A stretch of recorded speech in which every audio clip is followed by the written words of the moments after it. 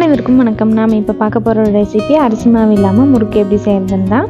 உருளைக்கிழங்கு எடுத்து தோல் நீக்கிட்டு 4 பீசஸாக கட் பண்ணி எடுத்திருக்கேன். அந்த தண்ணியெல்லாம் கழுவி எடுத்து இன்னொரு ஃப்ரெஷ் வாட்டரில் ஆட் பண்ணி ஒரு 15 மினிட்ஸ் வேக வச்சு எடுத்தோன்னா நல்லா மசிஞ்சு வெந்து வந்துடும். இந்த அளவுக்கு வெந்து வந்ததும் தண்ணியாக இல்லாமல் உருளைக்கிழங்கு மட்டும் நம்ம தனியாக எடுத்து இன்னொரு பவுலில் சீவி வச்சு அதில் உருளைக்கிழங்கு ஆட் பண்ணி நல்லா மேஷ் பண்ணி கொடுத்துக்கலாம்.